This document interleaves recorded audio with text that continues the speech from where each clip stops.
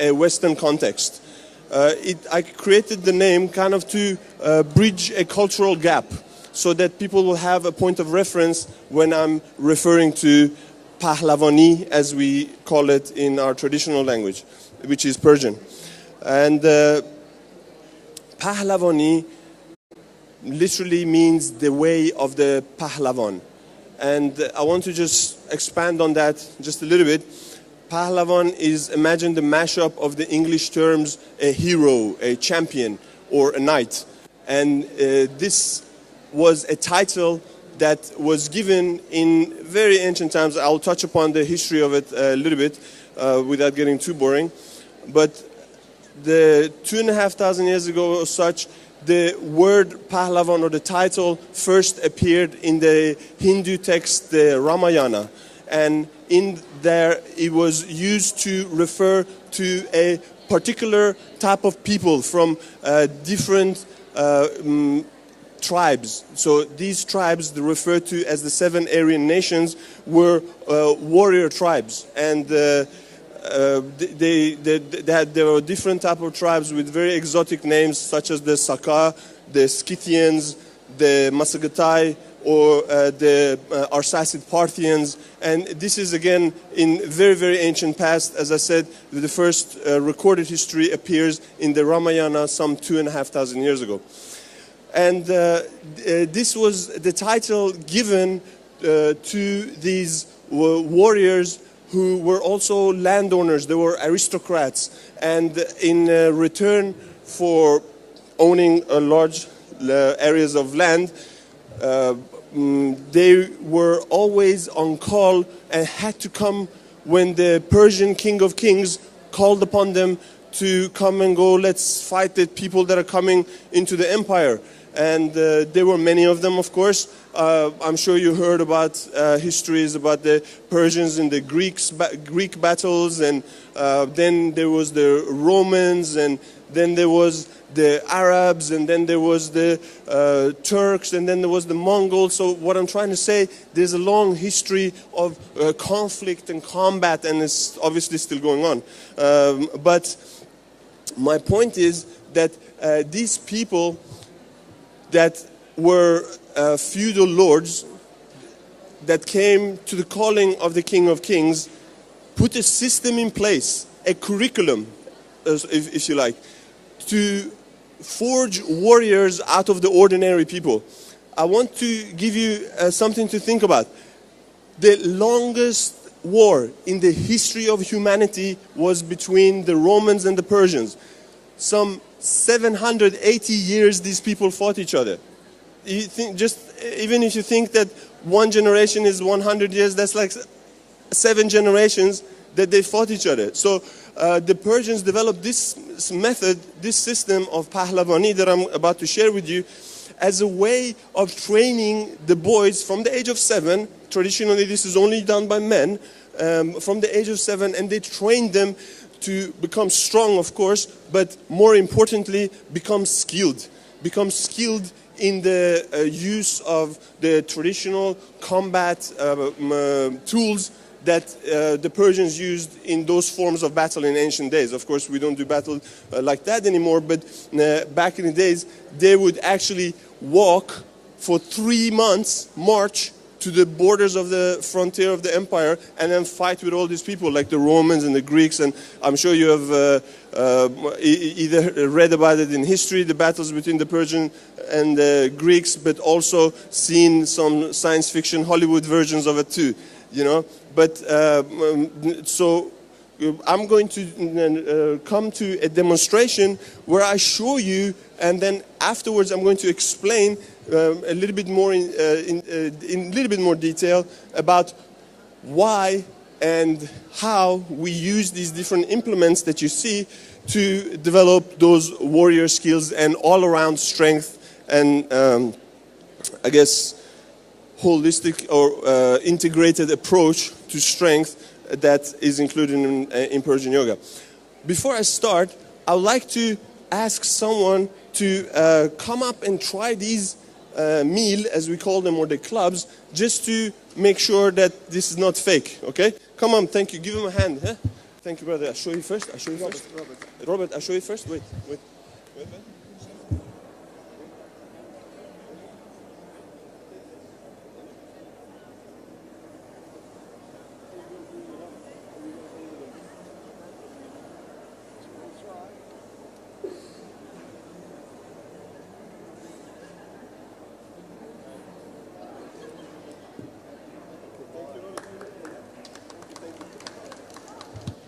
Okay, so it's not fake, yeah?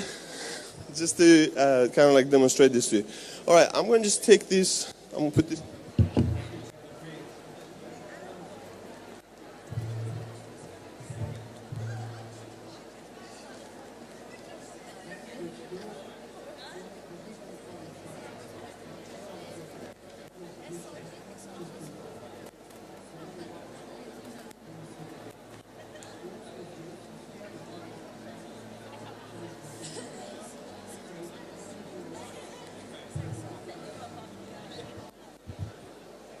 Okay, so I will now demonstrate to you the sequential system of Persian yoga, because it really is a system, and after the little 10-minute demonstration, I will expand a little bit more about what you will witness just now, okay? So just before I start, I'm not trying to be a guru or anything. I just love this art so much. I'm very passionate about it, and I really believe in the value of it, and that's why I'm here to share it with you. And it's winter, and I'm coming down, and I'm sorry I have to make excuses, but I would really appreciate your moral support so that I can pull this off in the best way as I can, okay? So thank you so much, and check this. I'll tell you where to start. Yep.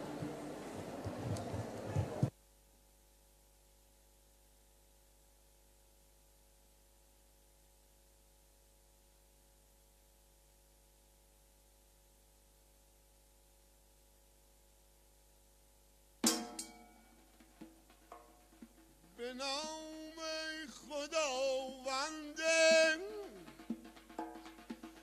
جان و خرد کز این برتر اندیشه بر نگذرد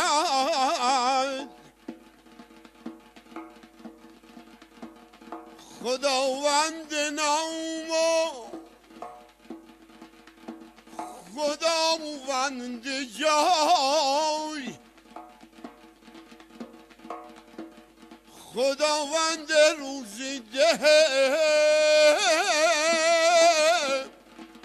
رهنما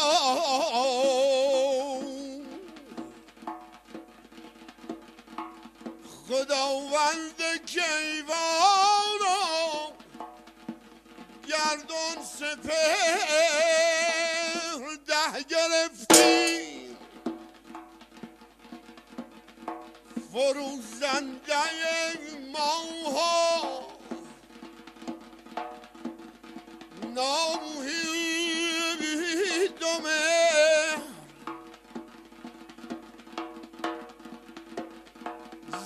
نام و نشان و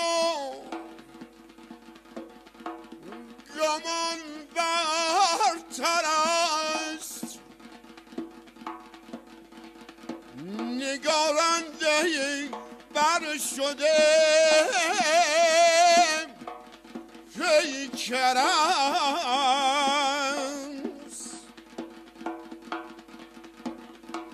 ببینندگان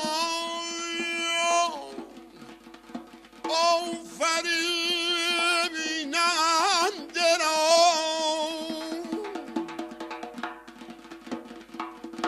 نبینی مرنجان دو بیننده را بیست گرفتی جان من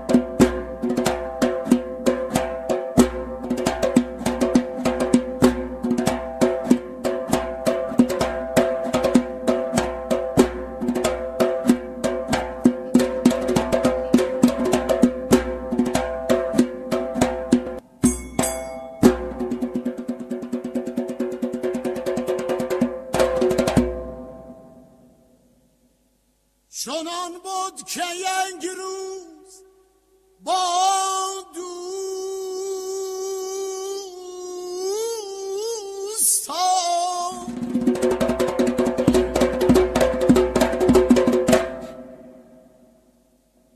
همی باده خوردن در بوستان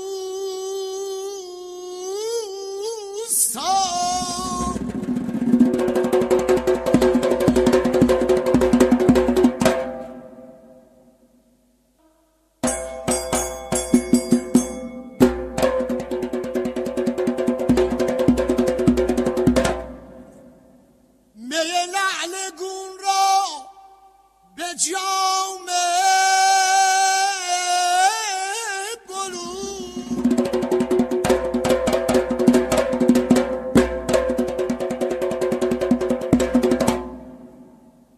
چنین گفت فرزند را زال زن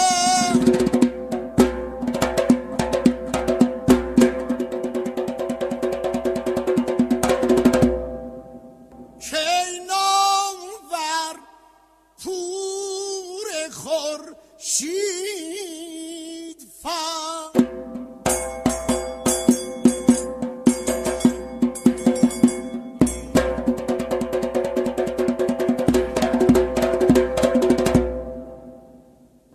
شو بشنید رستم ز باب این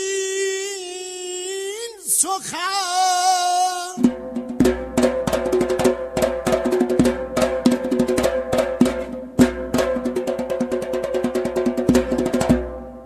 بسی خواسته یافته تن به تن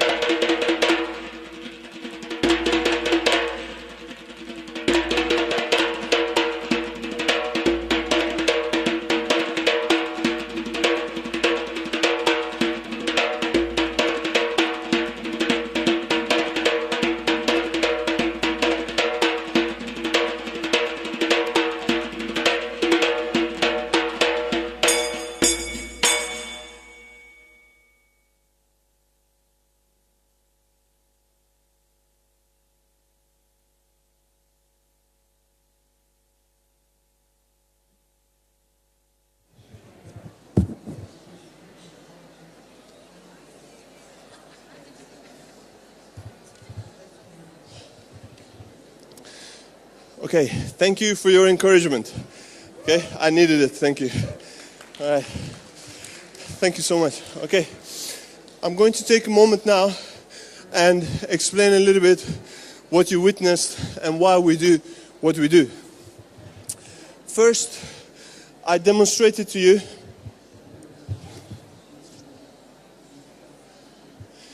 the use of the sang, as we call it, or shields.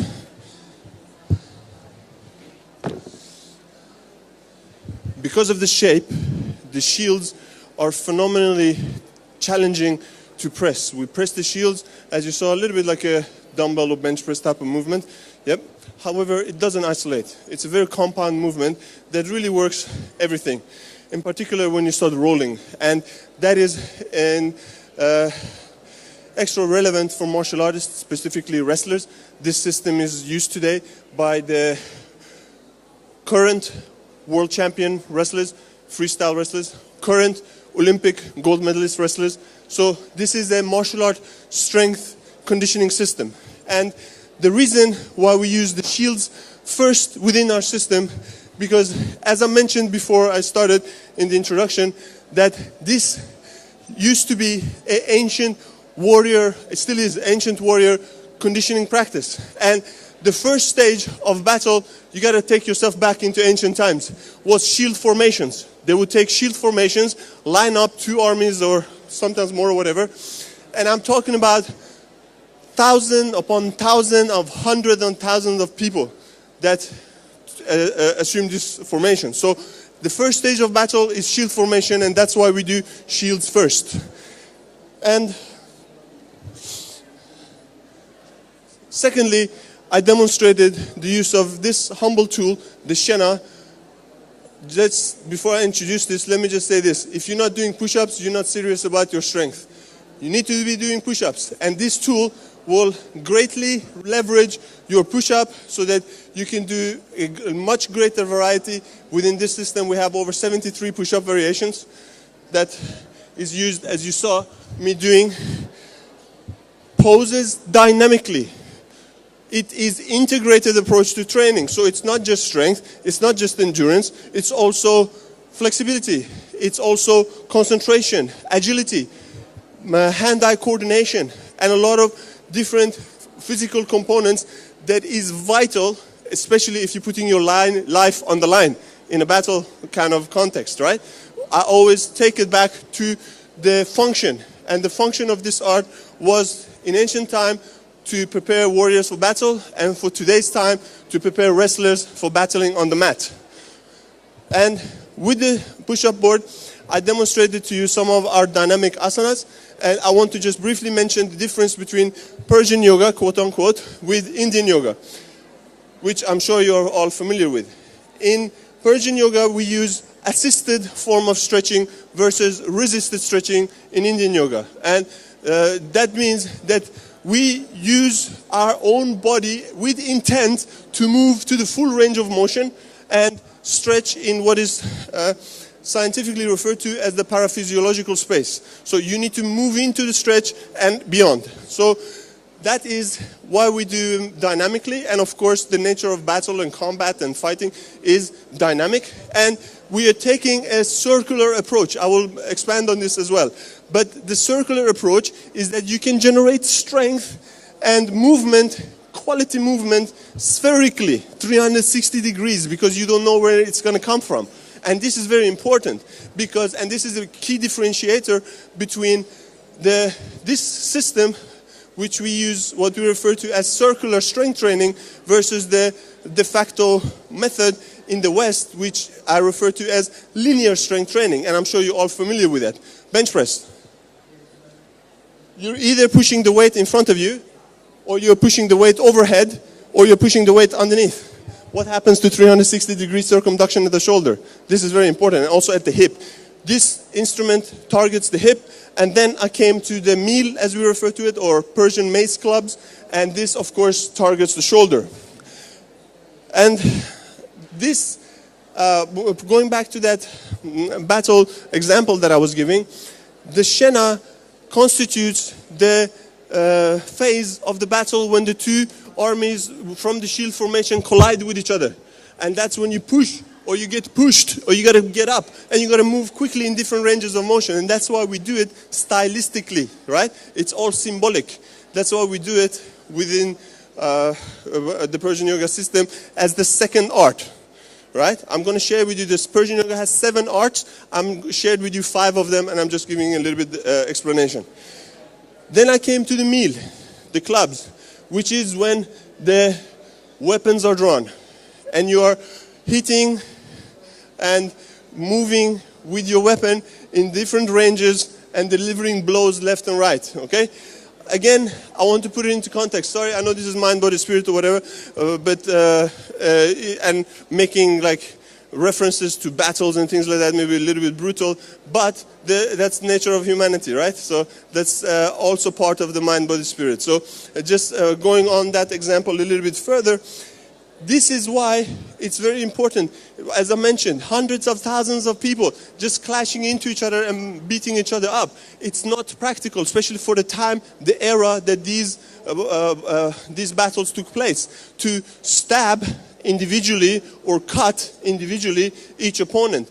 When it's chaos, it's much more effective to have like a mace, hammer, axe, or some form of blunt force weapon to bash and dash. You beat and you go, because you gotta just keep going, right?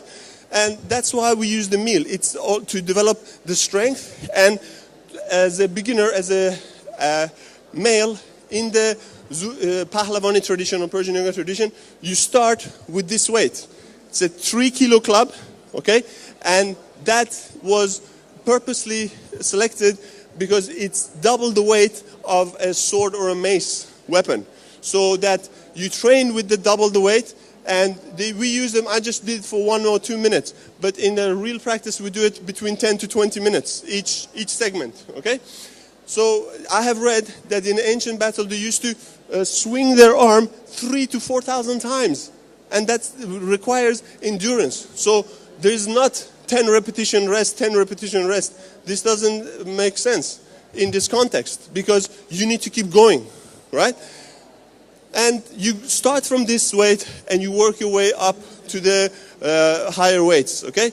And now that you've seen me use it, and Robert, thank you for trying this before. If anyone wants to come and have like a little try of this after my little talk is over, you feel free to come and feel free to touch and experience this, because it is not in the weight. And I got to stress this. This is 3 kilos.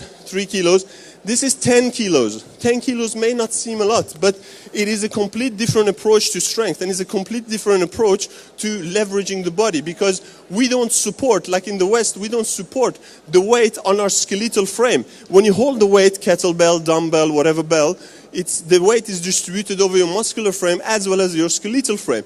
But when you hold the weight upright, it's only distributed over your muscular frame. There is more effort involved. And the progression is more gradual. From 3 to 10 has taken me a decade of practice to get to here. And I will talk about a little bit about my own training methods in a little bit. But the point I'm trying to make, and this is very, very important point, and again a key differentiator to strength training modalities used in the West, that is metal versus wood. Circular strength training versus linear strength training. Let's take, for example, the deadlift as an example. Fantastic exercise. I love it. I never do it. But I just want to tell you that if you have experience with that, similar with the bench press, you as a beginner, in a matter of a couple of weeks, perhaps, maybe a month, you can add 5 kilos of weight to the bar. Think about it. That's a lot of weight, relatively. As I said, it took me a decade to go from 3 kilos to 10. This requires adaptation in the tissues of our bodies that are not as vascular as our muscles. Because when you isolate the muscle, as we do in the West, you are just pushing it in a straight line, locking the joint and pushing the weight, and the muscle responds quickly because it's highly vascular. The blood supply is there and the nutrients come. But what about the majority of the other structures in your body that are less vascular, like your ligaments, like your tendons, like your fascia, like the discs between the vertebrae. These are avascular structures, and they do not adapt as quickly as your muscles adapt. So, hence, we hold the weight upright. That is this, so it's distributed over your entire system, musculoskeletal system, and there is a gradual adaptation over time to eliminate the risk of injuries. Okay? This is very, very important. And in fact, I hope that this will be the takeaway message for you today, that you require adaptation over time, not just muscle hypertrophy and response. So, that's why we do the meal, and as I said, it is, I explained the concept of circular strength training to move the object in circular patterns rather than in linear fashion. And also, I want to also describe that it is beyond just strength and endurance. As you saw, there is coordination, there is concentration, and all the movements are done with breathing. In fact, it's one giant breathing exercise from the beginning to the end, because if your breathing is not aligned, your movement can never be correct. That's a fact. And then after the meal, I did the whirling practice. And excuse me, I'm a beginner in that, so I'm also learning that. But this practice comes from a very ancient tradition of that is today, they refer to them as the Sufis. I'm sure you heard of Rumi perhaps, and he established the Mevlevi order that they're still practicing, and they're very big in Turkey and the Middle East, other places in the Middle East, but I think Turkey is in Europe now somehow, I don't know, doesn't matter. But my point is that this is our movement meditation practice, okay? We approach meditation through movement. And this is, again, a key differentiator between the Middle Eastern practice versus the Far Eastern practice, where they approach it through stillness meditation. I'm sure possibly you heard of Vipassana practice, or where the point is that you experience stillness through forcing the body and whatever happening in the background to become still. In our tradition, we go, you don't need to worry about that. We bypass the mind and go straight to the heart. And the nature of the heart is movement, the beat. And that's why you heard the drum beat, and we move with the beat, because we say in the eye of the tornado, there is absolute stillness. So if you can approach stillness, you can also approach stillness from movement. Yeah? The both sides of the coin need to be true for it to be true. That's my point about that movement meditation. But also, as a fun fact and true fact, I also want to mention that all of these movements, all of these practices have a functional utility, again, connected with that ancient warrior tradition. I have read and I've heard that the warriors would practice this whirling with the shena, by the way, symbolizes the sword. So they would hold one in each arm and spin like that very, very fast. And that is for the purpose that when they were surrounded, that this way they either break the siege and get out, or through their practice of meditation, transcendental meditation, they leave the body before they're getting cut down. This is very profound and powerful. Just imagine that situation, that you would be surrounded and you're about to die, and this is the way you choose to go. That's very, very powerful. Every time I think about it, it's just like shakes me in a way. So that was the fourth art, the whirling, okay? And the fifth art that I did was the iron bow. Okay? And this weighs 12 kilograms, this cold steel. And the reason why we use this, okay? Going back to those stages of battle. So I kind of like didn't demonstrate one part of it, which is the cardio aerobic section. It is very like similar to ancient style of aerobics. You do it with drum beats, and it's meant to develop endurance most of all, because after the main battle with the weapons, you're either running after them or you're being chased and you're running away. So you need to develop that cardiovascular endurance as well, right? But let's say we won the battle and we're chasing them down and they're running into their castles and hiding, okay? And we're standing down at their walls and they're chucking things at us, right? That's where this exercise comes in handy, because we are developing full strength in overhead range of motion. That's what I was That's what I was doing with it. I was fully moving it completely overhead. And if you saw the chain that I was holding in my hand, I flick it like this with my wrist. I flick it like that with the wrist. And that again has the functional purpose that you're standing at the wall and you're throwing ropes up. You're throwing the ropes up, okay? And what happens then in the Zurkhane, and I'm going to explain this term, the Zurkhane means literally the house of strength. It's actually a temple. It's a custom-built temple, dome-shaped, where they practice this art in Iran. There's over 500 Zurkhane, or temples of strength, over the country where they practice this art, and where the Murshid or the Guru, whom you heard, the person that taught me, beats the drum and recites ancient poetry. What you heard was all from Rumi, but they also recite other mystic poets, and that is a way of instilling spiritual strength as well as physical embodiment of strength and mental acuity and alertness and concentration. So there they also climb the rope, yeah, that is you getting over the wall, and at the end of this, when they've done all of this, they wrestle, yeah, that is man-to-man combat. And that is the sixth art. Wrestling is the sixth art of Persian yoga, and the seventh art is what you heard. When you have mastered all these arts, you know, it takes decades, yeah? There is still scope for further development to learn the drum and the poetry recitations that goes with it. So that is why I refer to it as a system. It's a fully enclosed system that there is a curriculum from beginning to pretty much the grave, yeah? From the age of 7, boys or men traditionally practice this art. Today I also share it with women in Australia, and I have female students that put the men to shame, and that's really cool. But what I want to say, our oldest practitioner is 103 years old, and the clubs he used are much bigger than these. And it's great to see, and I've seen it with my own eyes. Men in their 60s, 70s and older do 200 push-ups non-stop. I just did it for 2 minutes, they go for 15 minutes non-stop, and I don't joke around.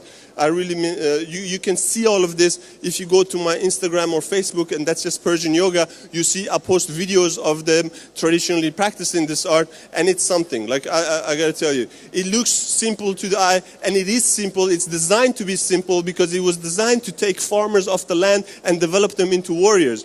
So simplicity is the key. Again, like when I use this term West and East and all these things, it's just to build the context for you and to highlight the contrast. Essentially, I believe in sameness and equality, but what I wanted to add is that it's kind of like in the Eastern tradition, in this art, it is a lifelong journey. It's a lifelong art that stays with you.